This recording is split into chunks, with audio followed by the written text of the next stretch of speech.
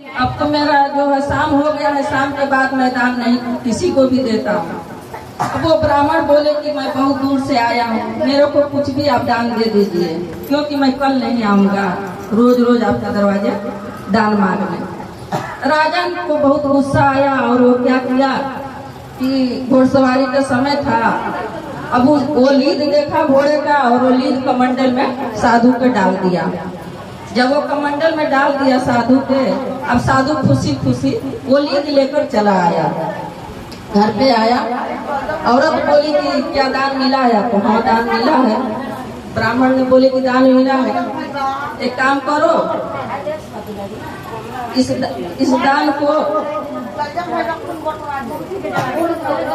दान को आप क्या कर, पत्नी से बोले कि इस दान को दरवाजे पर लिपो और वहीं पर इस दान को आप उजील दीजिए। अब पत्नी क्या की, दरवाजा लिपी और दरवाजे के पास उस लीद को डाल दी। उसके बाद बोली कि आपको दान यही मिला है? तो बोले कि हाँ हमको यही दान मिला है, इसको अच्छा से रख दो, मिला है तो यह है कि आप लोग कोई भी दान करती हैं तो दान करने का मतलब यह है कि आप कोई अच्छा चीज देंगे जब भी कोई इस्तेमाल उसका करेगा, और अगर इस्तेमाल लायक नहीं रहेगा तो कोई भी ले जाकर कहीं भी उसको रख देगा।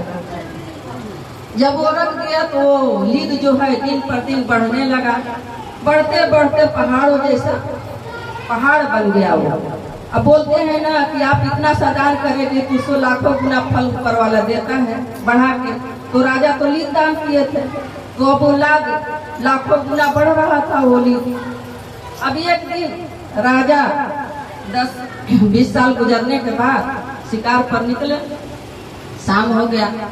जब शाम हो गया तो अब राजा का ये नियम है कि बगैर शिकार किए जंगल से वो वापस नहीं आते हैं। अब उसी ब्राह्मण के इधर वो राजा भटकते भटकते गए, तो बोले कि आज मेरे को ठहरने का है। ब्राह्मण खुशी खुशी उनको जो भी था खिलाया पिलाया और रात को ठहराया। जब सुबह हुआ तो राजा बोले कि ब्राह्मण देव, ये आपके दरवाजे पर ये किस चीज का इतना बड़ा पहाड़ बन गया है? तो ब्राह्मण को तो सब याद है, लेकिन राजा साहब वो सब बात भूल गए हैं कि मैं लीद दान किया था करके वो भूल गए थे। अब वो ब्राह्मण बोले कि एक समय का बात है कि मैं गया था दान लेने, और वो दान में राजा मेरे को लीद मेरे कमंडल में डाल दिया। वही लीद है कि मैं लाकर इधर रख दिया, आज वो लीद बढ़ते बढ़ते पहाड़ बन गया है। अब राजा को सारी बात याद आ गई कि लीद तो हम ही दिए थे, अब ये तो पहाड़ बन गया है। अब उसको बहुत चिंता हुई, तो वो राजा ने ब्राह्मण से बोले कि अच्छा ब्राह्मण देव, ऐसा नहीं है कि ये तो लीद हम ही दिए थे, ऐसा कोई निवारण बताइए जिससे मेरा ये लीद खत्म हो जाए।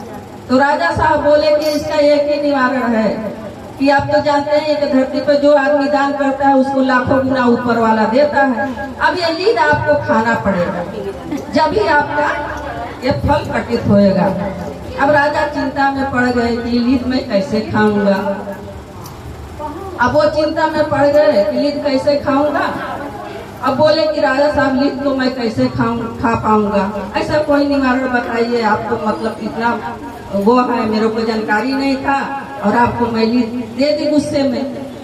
राजा साहब बोले कि ठीक है, एक ही निवारण है कि आप ऐसा कार्य करिए जिससे आपकी निंदा हो, और वो निंदा से आपका पाप कट जाएगा।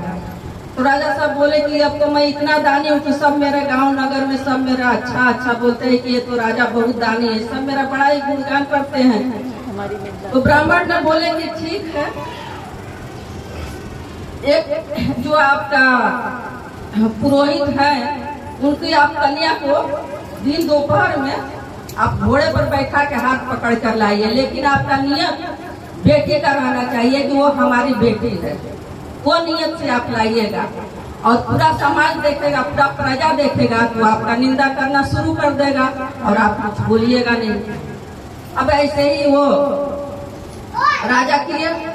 अब जब राजा किए ऐसे ही पुरोहित के लड़की को दिन दहाड़े दोपहर में उठा कर लाए और सारे प्रजा में अब उनका थुई थुई होने लगा। कि अरे ये राजा इतना दान करते हुए ऐसा काम कर दिया कि अभी क्या उसका दान का कुछ हुआ भी नहीं, हमारे घर घर में निंदा होने लगा। अब वो 1 महीने के बाद वो ब्राह्मण बोले थे कि आना इधर। जब 1 महीने के बाद वो निंदा जब होने लगा, वो आए वो ब्राह्मण के पास वही जंगल में। तो राजा देख रहे हैं कि ये जो पूरा पहाड़ का